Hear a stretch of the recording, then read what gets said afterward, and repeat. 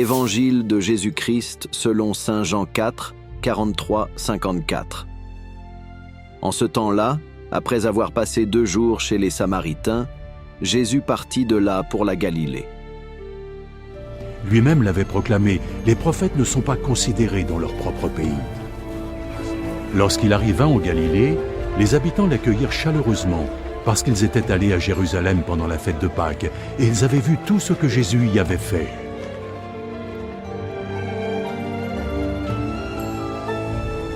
Puis Jésus revint à Cana en Galilée, où il avait changé l'eau en vin.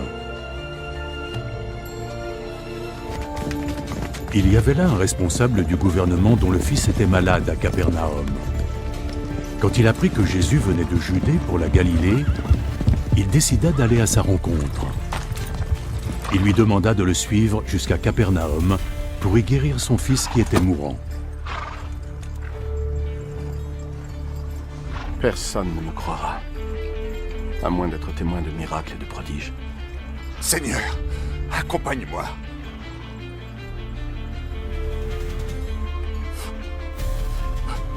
Avant que mon fils ne meure. Pars.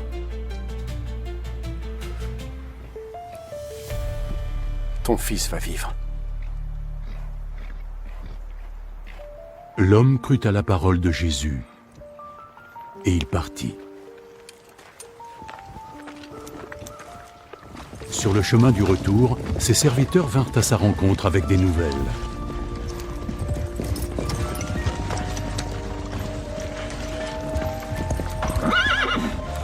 Votre fils, il est sauvé.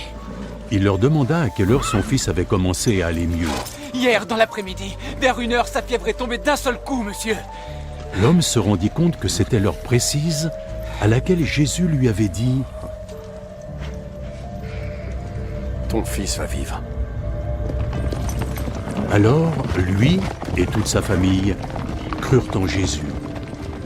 Ce fut le second miracle que Jésus accomplit à son retour de Judée pour la Galilée. Acclamons la parole de Dieu.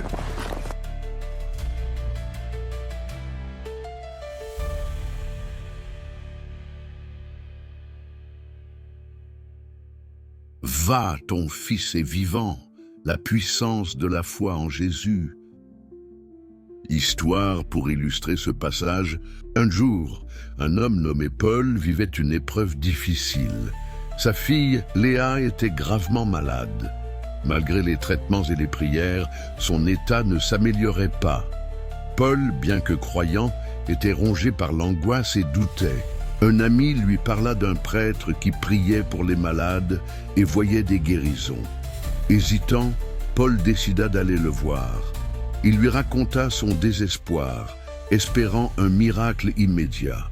Le prêtre posa une main sur son épaule et lui dit simplement « Crois seulement, va en paix, Dieu agit déjà. » Paul rentra chez lui, partagé entre l'espoir et le doute. Mais en arrivant, il trouva Léa debout, souriante. Elle allait mieux.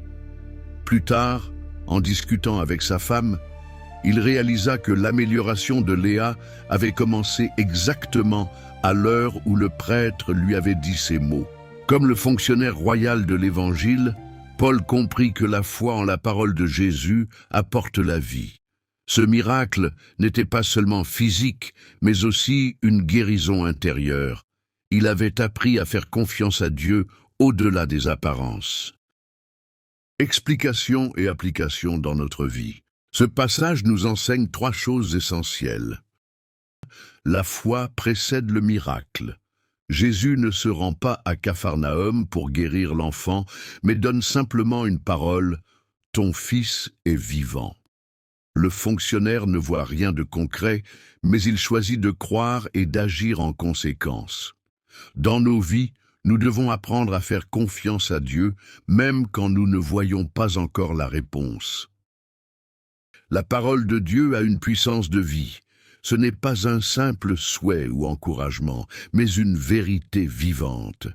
Lorsque nous méditons l'Évangile et que nous nous l'approprions, nous laissons Dieu transformer nos craintes en espérance et nos situations en bénédiction.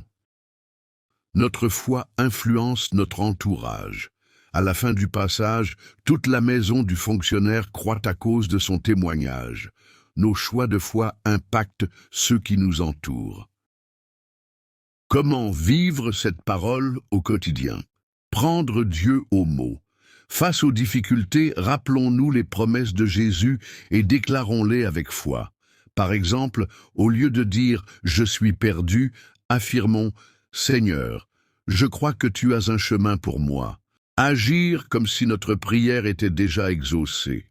Le fonctionnaire royal ne discute pas, ne doute pas, il repart en croyant. Dans notre quotidien, si nous prions pour une porte ouverte, marchons avec assurance comme si Dieu l'avait déjà préparée. Partagez notre témoignage. Si Dieu agit dans notre vie, parlons-en autour de nous. Comme le fonctionnaire royal, notre foi peut être un levier pour la conversion d'autres personnes. En résumé, ce passage nous invite à croire avant de voir, à nous appuyer sur la parole de Jésus et à vivre dans la confiance. C'est ainsi que nous expérimenterons les miracles de Dieu dans notre vie.